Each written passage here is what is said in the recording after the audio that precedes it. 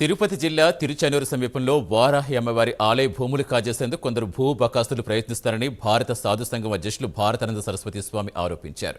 హిందూ సమాజ పరిరక్షణ కట్టుబడ్డ deputy CM Pawan Kalyan వీరిపై చర్యలు తీసుకుని భూములు కాపాడాలని ఆయన కోరారు.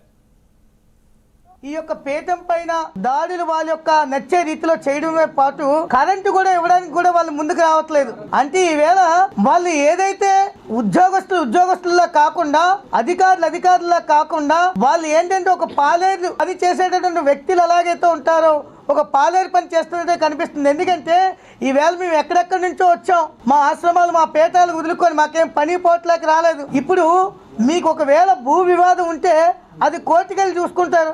భూ వివాదం అయినంత వరకు గుడి జోలికి రావడానికి మీకేం హక్కు ఉందని అసలు మీరు వారాహి అమ్మవారి యొక్క జోలికి వస్తున్నారు. మీరు ఆ యొక్క గుడి నడుపుతున్నటువంటి ఆ యొక్క రుద్రస్వామీజీ యొక్క జోలికి వస్తున్నారని మీరు అనుకుంటున్నారు. ఎవరైతే మీ ఉద్యోగాలు మీరు కాపాడుకోవాలి సక్రమంగా చేసుకోవాలనుకుంటే ఖచ్చితంగా చెప్తున్నాను, మీ ఉద్యోగాలకు మీరు న్యాయం చేయండి. అంతేగాని ఎవరో చెప్పిన మాటలు విని మీ యొక్క చెవులు పెడదవులను పెట్టి మీ యొక్క ఉద్యోగానికి ఉత్సాహం పడి అతీతమైనటువంటి కార్యకలాపాలు చేస్తే ఖచ్చితంగా వారాహి మాత యొక్క విశ్వరూపం ఎలాగుంటుందో ఈ యొక్క భారతానంద మహారాజ్ యొక్క సైన్యం మీకు చూపిస్తుంది.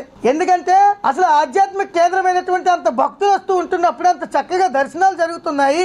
మీరు కరెంట్ ఇవ్వకపోయినా కూడా జనరేటర్ మీద రోజుకి 2,000 రూపాయలు ఖర్చు పెట్టి మేము భక్తులకు దర్శనాలు ఇస్తున్నామే, అక్కడేం దందా జరగట్లేదు.